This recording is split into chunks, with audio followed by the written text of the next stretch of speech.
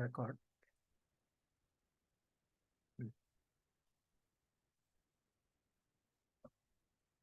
Sitama, just can you chant once and then we will start the explanation.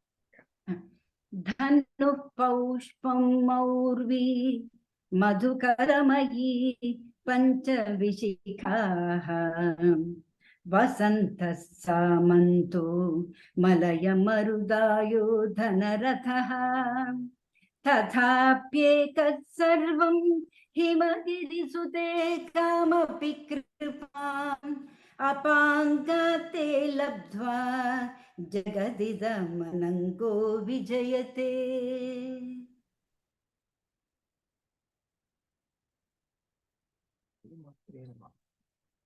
Beautiful, ma. So what is Bhagavan Adi Shankara saying here?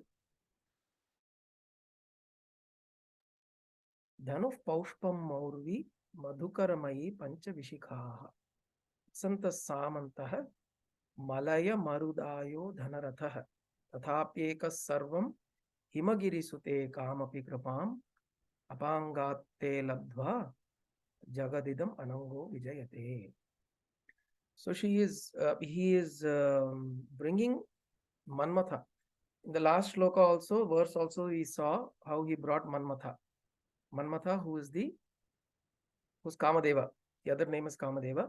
And we also said Manmatha is also a Sri Vidya Upasaka. He's also a Sri Vidya Upasaka. There is amongst one of the gurus, he is also considered as a Sri Vidya Guru. Of the 12 gurus that we saw. So this is Bhagavan Adi Shankara's way of describing how whatever you experience as beauty in this world is coming because of Devi's grace. The grace of Devi enables you to perceive beauty and enables you to perceive something beautiful. And anybody who's getting drawn towards beauty, it is because the object that you're getting drawn to has the grace of Ambal. Ambal's grace is on that object, hence it appears beautiful to you, and hence you're drawn to it. So the idea here is, when they say beauty is in the eyes of the beholder, what it means is that the substance in the object, there is something in the substance, there is some substance in the object that is there, and the same substance is within you.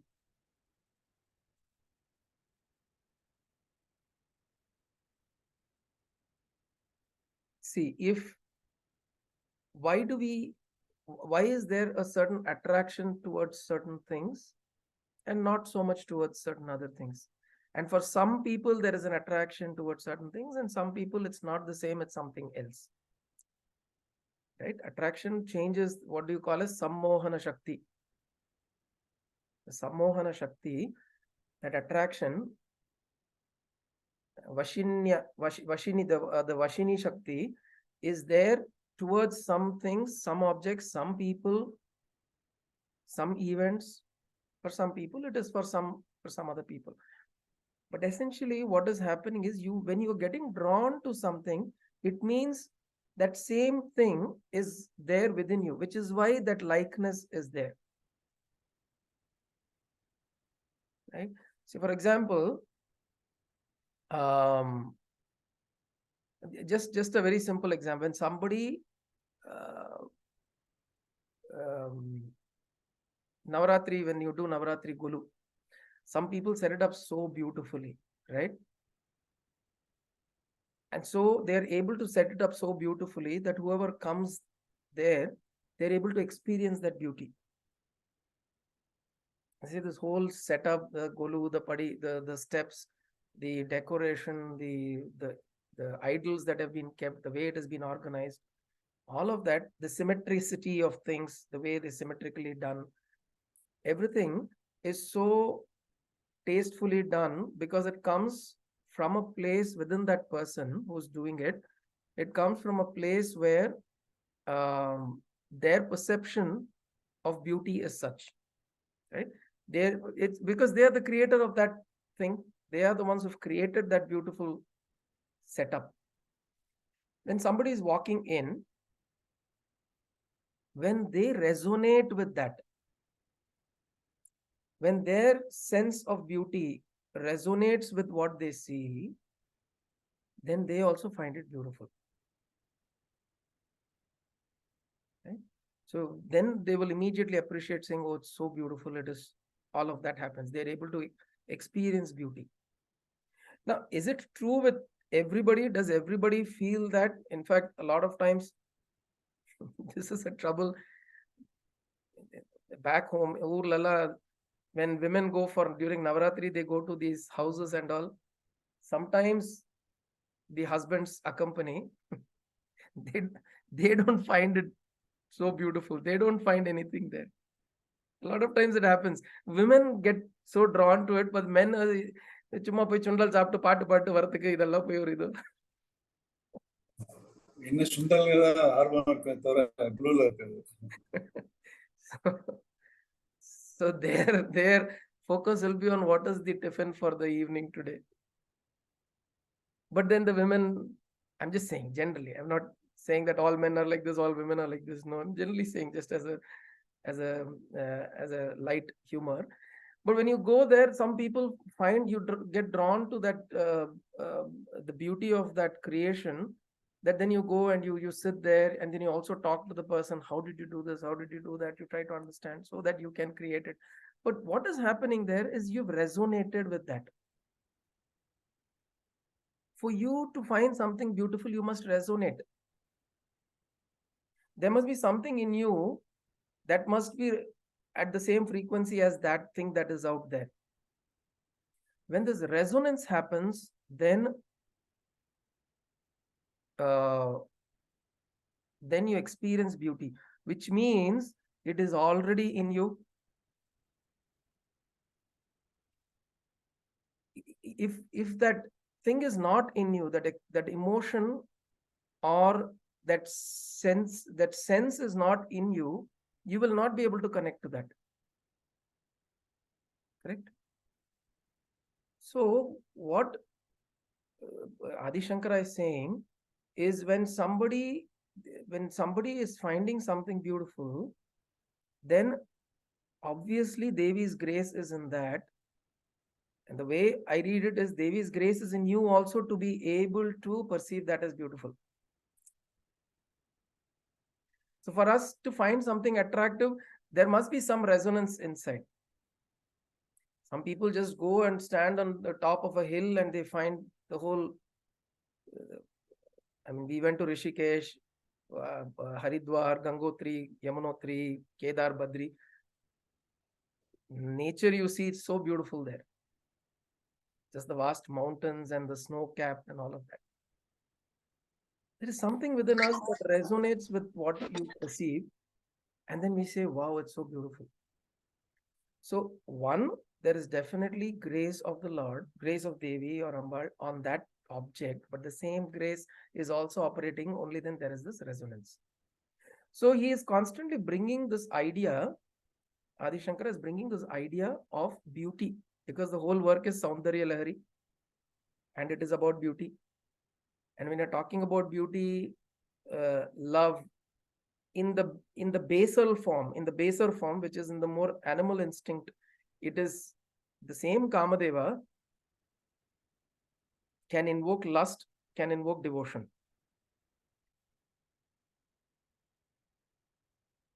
Classic work is Jayadeva's Gita Govinda. I don't know how many of you read it or heard of it. There was a poet saint in East India. His name was Jayadeva. He's somewhere around the 11th century or so, 11th or 13th century. And he sang a lot of songs on Krishna. And particularly, there is one work he created called Gita Govinda. And Gita Govinda was actually sung to the Lord at Puri, Jagannath Puri. So he composed this whole 24 verses. not 24 verses, 24 what do you call as they're called as Ashtapadis. So he created 24 songs, and each song has mainly 8 verses. So Ashtapadi அப்படின்னு சொல்லுவாங்க. Usually in Radha Kalyanam and all that, Ashtapadis are sung. Ashtapadi is essentially this whole love affair between Radha and Krishna. So in those 24 songs, he describes that love affair between the two of them. But what he does is he upfront says in the preface that this love is not lust. When you transmute it towards the Lord, it becomes devotion. When love is focused on the body and physical, it becomes lust. But when you transmute it to the Lord or to some principle which is much higher than you, it turns into devotion. In fact, even in Sufi saints, you will see there are many works where they talk about women and wine. The poets have written like Kabir and few Omar Khayyam. There are some Sufi saints of the Muslim order who have written poems or songs which talk about the beauty and the relationship with the divine as a lover relationship. The lover and the loved kind of relationship. And when it comes to that, that is Manmatha. That is Kamadeva. The experience of love that you have with a particular individual person, it could be somebody you know, or it could be the divine. The emotion that rises is because of Kamadeva. That desire that I want you in whatever way, right? I want you to be with me. I want you to be besides me. I want your presence with me. I want you. That desire is Kamadeva's desire. So in this shloka, in this verse, Adi Shankara is talking about, he's furthering that whole idea of how Kamadeva is able to do the things that he is doing, which means enticing people's minds to go behind beauty. That is because he has the grace of Devi. He's able to even evoke the previous shloka was there, Muninam apyantaha prabhavatihi mohaya mahatam. Even great Munis' minds, he is able to generate that moha. So then the shloka goes as though this person is a warrior, who Kamadeva. As though Kamadeva is a warrior, he is carrying a bow, he's got arrows, he is going on a ratha, and he is conquering the hearts of people. English like Cupid அப்படின்னு சொல்லுவா. This character of Kamadeva in English is called as Cupid. In English literature, this Cupid is usually represented as a small baby with wings and carrying a bow and arrow. And then there will be a heart symbol. Same idea. So here also, so I don't know who's stolen from whom, but I don't think English literature was so prominent during Adi Shankara's time. So clearly, Adi Shankara would have been a predecessor of this idea. But Adi Shankara has also taken it from Lalita Sahasranama. And the Greek thing, I think. I don't know. Greeks had Cupid, is it? Probably. Maybe they thinking. did. Maybe they did. Possibly. A lot of these ideas were quite coexistent at a certain time. So Cupid is represented as this person with bow and arrow, with an arrow trying to hit an arrow, and then this love, which means he's aiming at your heart. What is he aiming? He's aiming at your heart to generate that desire in your heart. So Dhanuf Paushpam Maurvi, he's carrying a bow and arrow, and the Madhukara Mai, so the bowstring is made of bees. And there are Panchavishikha, 5 flowery arrows. in Lalita Sahasranama, you have this Ragaswarupa Pashadhya, Krodha Karankushojvala, Manorupekshu Kodanda, Pancha Tanmatra Sayaka. Pancha Tanmatra Sayaka are those 5 flowery arrows Devi carries in her front right hand, which is what she uses as arrows to help you get over your senses. The 5 essentially arrows are the 5 tanmatras, Pancha Tanmatra Sahaka. Tanmatras are your 5 sensory organs of sensory perception, or also it could be Shabda Sparsha Rupa Rasa Gandha, the 5 tanmatras or the properties, or it could be the 5 Mahabhutas also. Any of these 5 that govern this the principle of existence and which makes you go towards, essentially your life is lived by the process of desire, right? There is hope. There's always hope. Something better is going to happen. Something is better going to happen. That hope keeps us living. So that is driven by this desire, this Kamadeva. Now, how does he do it? He's got these 5 arrows. 5 arrows are Panchavishikhaha. And then Madhukara Mayi. Madhukara means these are bees. And the next line you'll understand why he is bringing in flowers and bees. Say Vasanta Samantaha Malaya Marut Ayodhana Rathaha. So he is traveling on a Ratha, which is like the breeze. The breeze is the Ratha. Which breeze? Malaya Marut. The breeze of the Malaya. Malaya. So it is the same Malaya also appears in Jayadeva's Gita Govinda. I think there are 2 songs. One is Chandana Charchita. There is a song called Chandana Charchita in Jayadeva's Gita Govinda. And also, I think the previous one is Lalita Lavanga. I think the third song is Lalita Lavanga, and the 4th song is Chandana Charchita. So here in Lalita Lavanga, actually he describes the way Sakhi, Radha's friend Sakhi, is describing to Radha, see how beautiful the spring season is. The Vasanta Ritu, how beautiful it is, and how this breeze that's coming from the Malaya. So it's supposed to be the breeze that flows from in the spring season in the Indian subcontinent. It comes from the comes north south. So and then it's very pleasant, and that is when flowers blossom. Spring season is the time when flowers blossom, when there is a sense of prosperity. Vasanta Ritu. And he says he is like the war general, Samanta. Like a war general, he is going on this breeze, which is like a chariot, and which is the breeze of Malaya season, or the Malaya from the Malaya mountain. The breeze is coming during the Vasanta Ritu, and he's traveling that breeze and carrying his bow, which is having a bowstring of the bees, and he's carrying arrows, which are flowery arrows. And what is he doing with this? He's carrying this and he's aiming at people, different people, and shooting at them.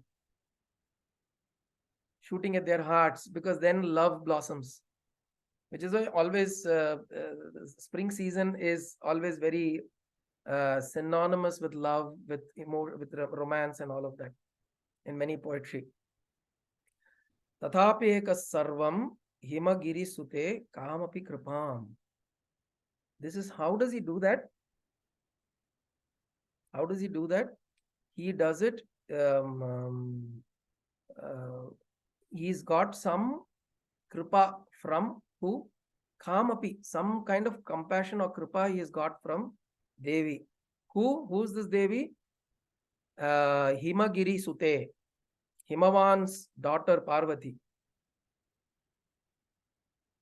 He does all this, he does this alone, all alone, because he gets the grace of Himagiri Sute, or compassion of Himagiri Sute. How does he get it?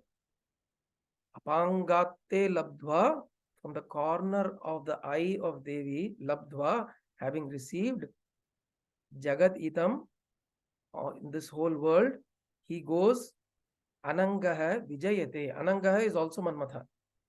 Another name. He is also called Smara, Manmatha, Ananga.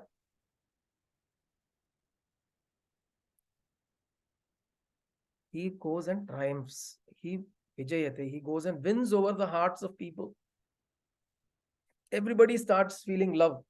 Everybody starts feeling joyful. Everybody starts feeling some kind of attraction towards each other. This is all because of Manmatha. Now, why bees and flower? Because flower and bees are also representation of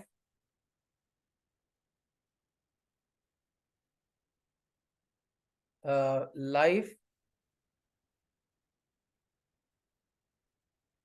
of life procreating itself. The process of procreation a lot of times is described as bees and flower. The relationship between a bee and the flower, how the bees go, they drink the honey from this flower, and at the same time there are pollen grains that stick onto the legs of the legs of the bee, and then it flies around, and wherever it goes those pollen fall, and then new plants are born. So this is the way bee helps in the process of procreation. So Kama is also, in a way, it's because of Kamadeva life is. Life is because of Kamadeva. And we've spoken about this. Desire is not a wrong thing. Desire is not a bad thing. The problem is when desire is uncontrolled, then it becomes a problem. When desire becomes entirely, when we are not able to manage desire, when you're not able to regulate desire, becomes uncontrolled, then it becomes a problem. The same thing, in fact, in one of the, Swami Vivekananda has mentioned this somewhere, I remember reading. He says, only desire that is worth having is the desire for God. So he doesn't say don't have desires. He says have desire, but root everything to that love for God. Convert everything into love for the divine. Convert everything into bhakti. Convert everything into devotion. Whether you're doing karma, you're doing karya, you're doing chintana, you're thinking, you're doing action, you have an action. Whatever he's saying, offer it or have it, make it like an offering or a devotional activity to God. When that happens, then Kamadeva is your friend. Otherwise, Kamadeva can become a very annoying person, which is what Shiva did to Kamadeva. Kamadeva was annoying Shiva. He opened his eyes and he burnt him. He opened his eyes and he burnt him because he was coming and dancing and all that. See, in the front of jnana, even desire drops. In front, when there is jnana, because jnana is fire. Jnana is fire. In the presence of the fire of jnana, the fire of desire itself will be burnt. There is no further. Desire cannot proliferate. That is the depiction of Shiva's opening his third eye and burning Kamadeva.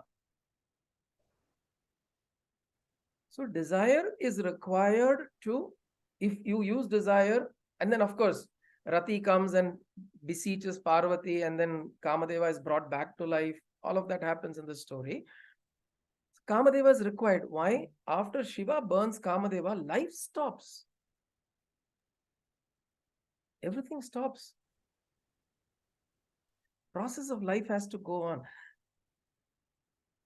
Everything here that is there in this world, just you sit and think about it.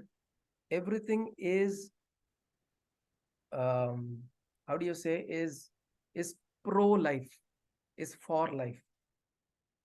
For life to happen, everything here is happening. Even though there is so much destruction, so much of global warming and so much of climate change and up and down and all of that happening, still there is life still proliferating. Life is still happening. So all of this is happening because of Kamadeva. If desire dissolves in that sense. So the way like there's a nice this thing about Ramakrishna Paramahamsa, small story. He says whenever there is a bhajan mandali or a sankirtan, nama sankirtanam that happens, people visit his house and he has that bhajana and all of that happens, and Ramakrishna Paramahamsa will typically go into bhava samadhi whenever that happens. But the thing that whenever there is some, and then Sharada Ma will prepare something for the guests who are coming. So he will shamelessly go in and keep asking Sharada Ma, Mother, what are you cooking today? Are you making this? Are you making this? Can you make this? Can you make this? He'll keep bothering her like that. And Sharada Ma will be very little disturbed. Because you think people are coming there, they're looking at you as Thakur. Thakur is Bhagavan in Bengali. When you're referring somebody to as Thakur means you're almost you're on par with Bhagavan himself. And they come and they call you as Thakur and they sit there, they pray at your feet, they sing with you and they do all that. They consider you as a guru and you are coming and asking for this food, that food. I'm feeling very ashamed. I'm embarrassed. Sharada Ma will say. Then Ramakrishna Paramahamsa will say that later he'll say on a serious note that, see, the day I tell you, I don't want this food, I don't desire this, from that point, 3 days, I will leave the body. So Sharada Ma doesn't understand that. So later, there is a time when Ramakrishna Paramahamsa realizes that he's got to leave the body. He stops. He says, I don't want this. Mother brings it to him. Like regularly she brings it. He says, I don't want. And then mother remembers what Paramahamsa had said. And then she starts crying. She says, and then disciples come around and say, what happened? What happened? Mother says, your guru is going to leave you in 3 days. And then they're going to ask him, what is this Gurudeva? What is this whole story about? Then he says, all desires have been burnt for me. There are no desires that can hold me to this plane, to this physical plane. But I have created desires so that I can hold myself here. And that particular food or that sweet meat is something that I was using as a method to hold myself here. Now I know it's my time, so I'm dropping it and I'll move on. I will dissolve. So desire is also used in that sense. For Jnanis, they use desire to hold themselves because they know there is a period of time they have to two things. One, burn their prarabdha karma, because otherwise that will be something that will keep sticking around. And second thing is there is a need for them to be there for others. Right? So in that sense, desire, Kamadeva, is something that is the process of life itself. It's not necessary that we drop life and I say, or we think that if I'm going to die, things are going to be so beautiful. Not at all. If we die today, it will be like if you are on the bed on the left side, you are sleeping. If you die and you open your eyes, your astral form opens up its eyes, it will be on the right side of the bed. That is all. Nothing would have changed. The Sukshma Sharira that leaves, it will become even more helpless than we are currently. Far more helpless. And it will figure out what I need to get into some form, some bodily form, to be able to go to the next stage of evolution. It's extremely important to understand that death can never be moksha. This is very important.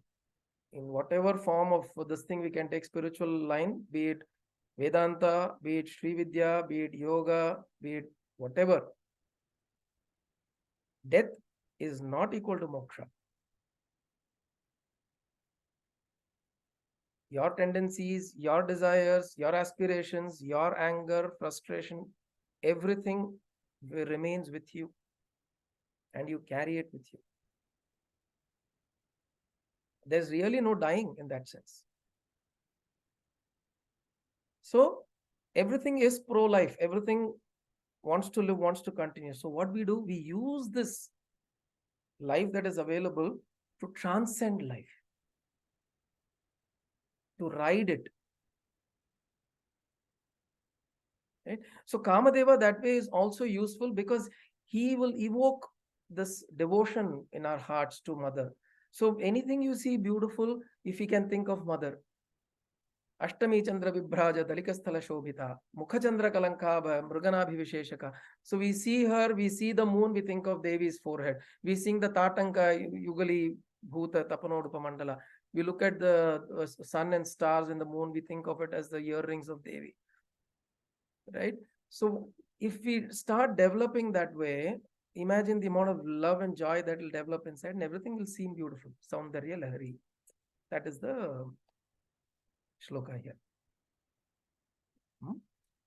Dhanuh paushpam morvi madhukaramayi panchavishikaha vasantas samanto malaya marudayo dhanaratada tathapyeka sarvam himagiri sute kamapi kripam upangate ladva jagadidamanango vijayate.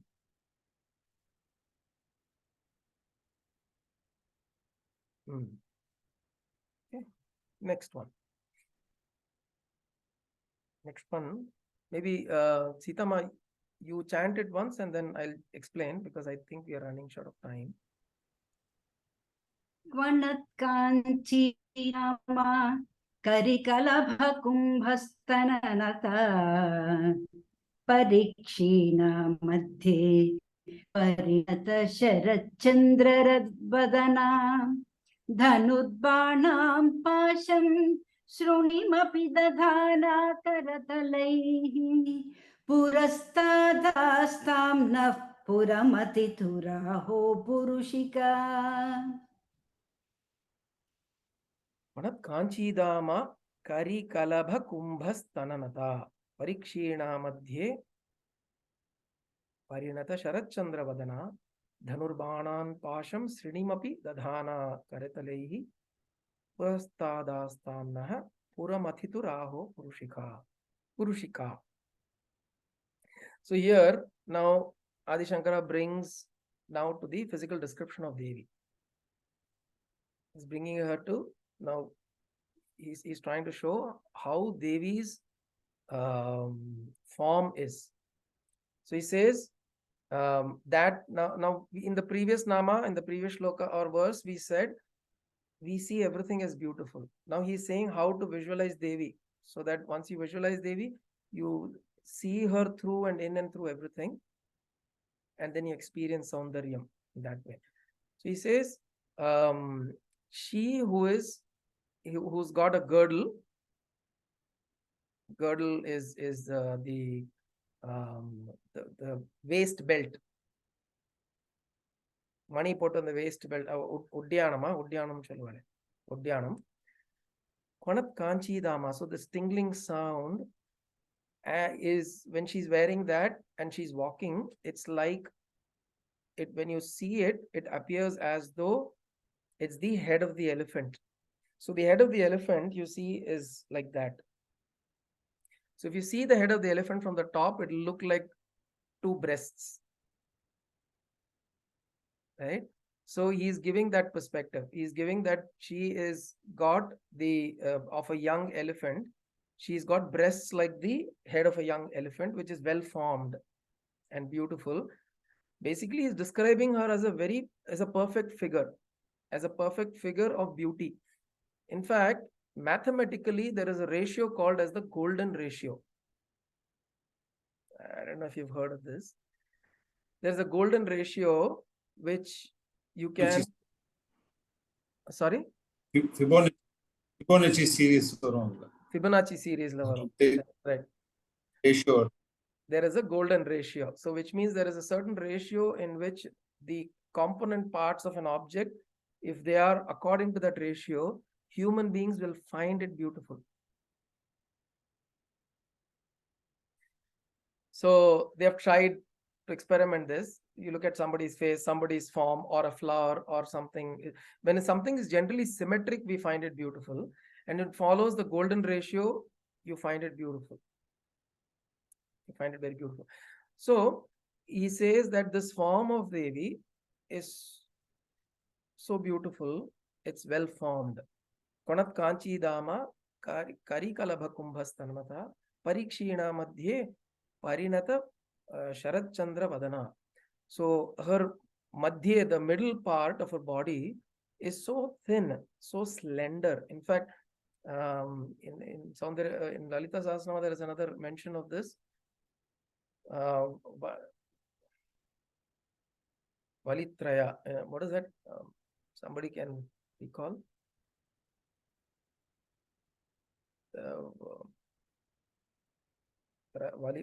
Valitraya, which means she's got 3 lines on her waist because of the weight of the breasts and the slender waist.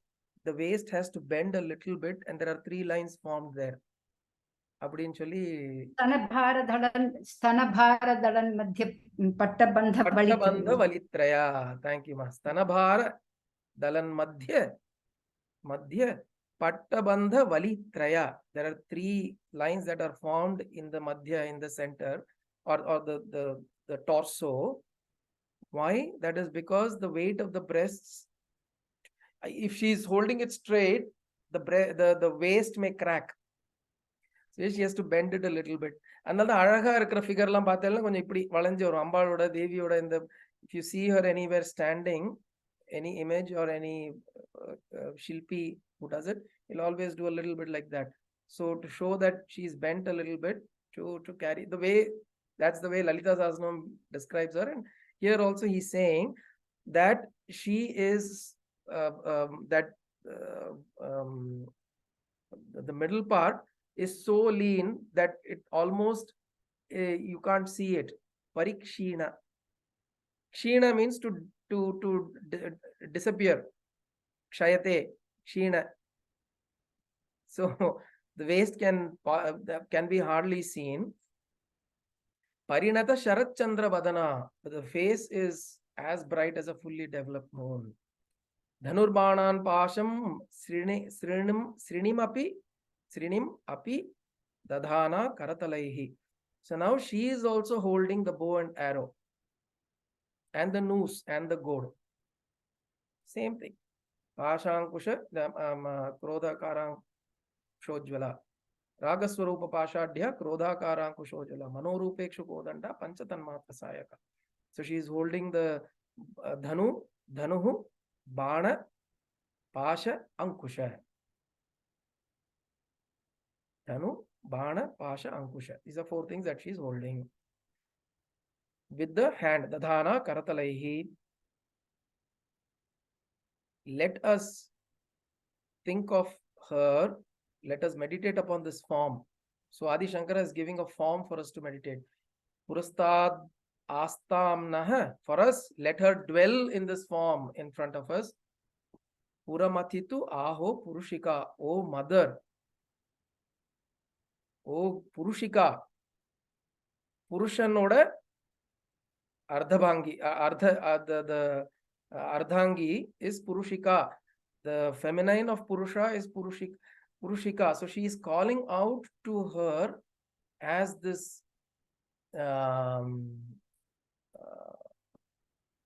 this primordial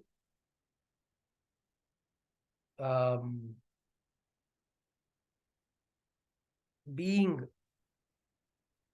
This primordial being. Purusha, when we say Virata Purusha, there is a word for Purusha that is described as Virata Purusha, which means he is that Purusha, that supreme being is all encompassing and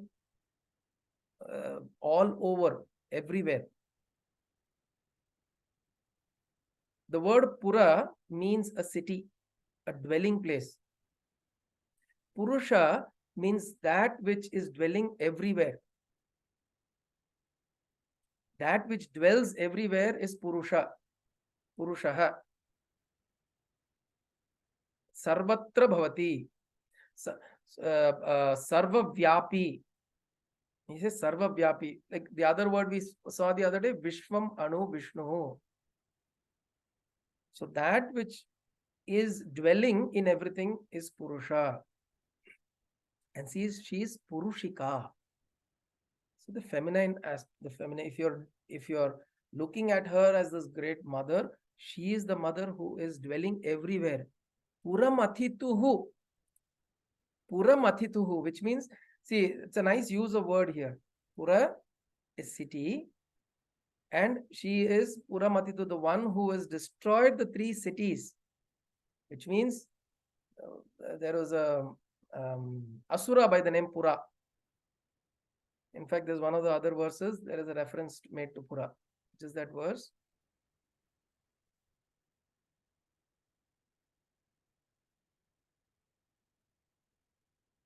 Fifth, is it?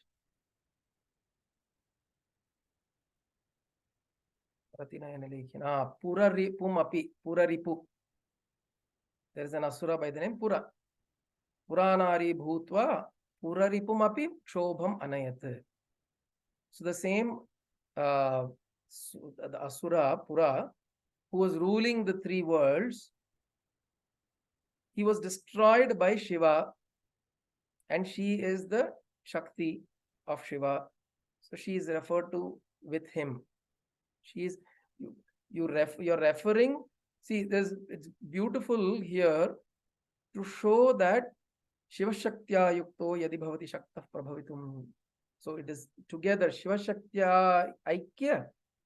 Shiva Shaktya Aikya Lalitambika. She is that Lalitambika. Lalita Tripura Sundari. See, Pura means 3. She is the greatest and the most beautiful in the 3 cities. 3 Pura Sundari. This is that Pura Mathituhu.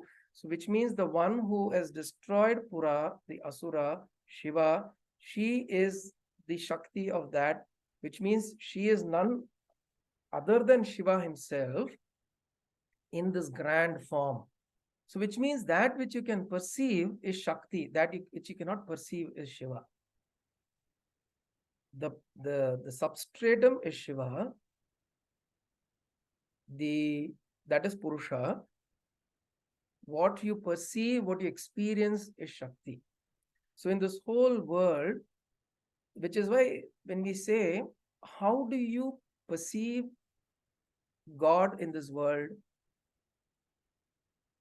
God has 2 forms. One is Padosya Vishwa Bhutani Kripadasya Divi. Padosya Vishwa Bhutani. He is one pada, 1/4 of his is in the Vishwa. Tripadasya is infinite. 3/4 is Amritam Divi. It is beyond comprehension. So the 1/4 that is here is imminent. It is present in the world, in the objects, in and through everything. And when that principle, that Purusha, expresses itself in and through everything, it is Shakti. So when you're seeing the Purusha, when you're trying to see the Purusha, what you see is the Shakti.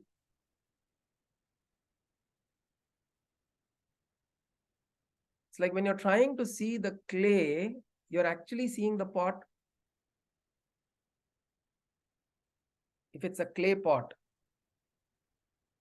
when I'm pointing to the clay pot and say this is clay, I'm pointing to the clay pot and you are trying to see the clay. Where is the clay? It's hidden in the clay pot. It is the clay pot. What you see is the clay pot. Can you say that is the only thing that is clay? No. If I bring a clay cup, that is also clay. Then I bring a clay plate, that is also clay. What I see is the clay pot, the clay cup, and the clay plate. But what I realize is that it's all clay. In the same way, when I see something, I am seeing Devi.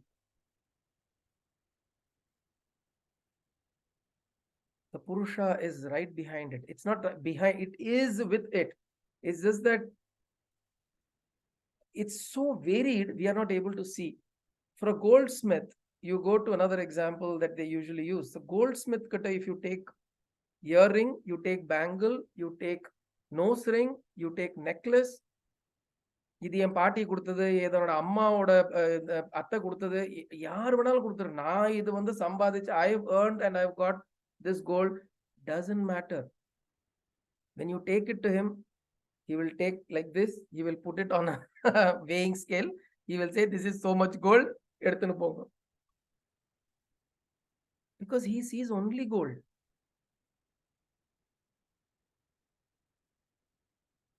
Is he not seeing the necklace? Of course he is seeing the necklace. And the same goldsmith will make beautiful necklaces, mind you. He will make beautiful necklaces. But when he has to see it as gold, he has the eyes to see it as gold. In the same way, when we are able to see everything as Shakti, everything as Devi, we will see the Purusha behind it. And that is why he's making a reference to her as Purushika. Oh Purushika. Oh Purushika, who is standing, it's like two sides of the coin, Shiva Shakti. You see this side is shown. Purusha doesn't show the other side. He is showing the side of Shakti to us, which is what we are perceiving everything here. As people, as objects, as emotions, as thoughts, as experiences, everything that we can perceive is Shakti. When all perception diminishes, everything goes away. What exists is Shiva. What remains is Purusha. What remains is Narayana. That remains. Ananta Sayanathale, how Narayana is always lying down like that.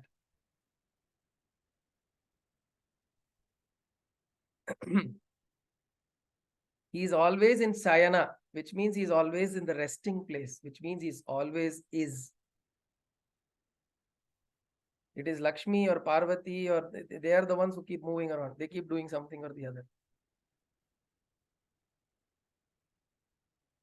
So that idea of this this presence that is there, that is what he's saying, that, oh mother, when I'm able to see you as this beautiful damsel who's wearing a girdle, walking around, beautiful breasts, very slender waist, beautiful face like a moon. In the story of Abhirami Pattar, how the king Sarabhoji Maharaj came and asked him, what day is it? Excuse me. And he was in deep meditation of Devi, Abhirami. And he saw her as Sharat Chandra Vadana, as a beautiful full moon. So they kept pestering him. He was in his meditation. They kept pestering him. What day is it today? Raja is asking what day. And he says, today is Amavasya, Poda. I'm sorry, today is Paurnami, Poda. He says, today is Paurnami, Poda. Something like that he says in a derogatory way. And then the king is annoyed because he knows it's Amavasya. And then when Abhirami Pattar opens his eyes, other people around him and come and tell that this happened. Did you know? He said, I don't know. All I was seeing was a beautiful, lustrous face of mother. So then he goes through this whole thing where the king calls him, puts him on the stand, burns a fire under him, and says that if the moon does not rise today, you're going to be burned to death. And then Abhirami comes out, takes out the Tatanka, throws it into the sky and becomes a full moon. On an Amavasya night, there's a full moon that rises because of her. Sharat Chandra Vadana. See, this is the power of great saints. They have shown these are human beings who have lived. These are not supernatural beings. Human beings like us who have lived here, and they've shown that that kind of devotion is possible. Dhanurbanan Pasham Srinim Api Dadhana Karatalaihi. She's carrying all these four. Two are to give us a punishment in a way to not punish. Two are to show, Pasha, Ankusha are to show that you get the results of your actions.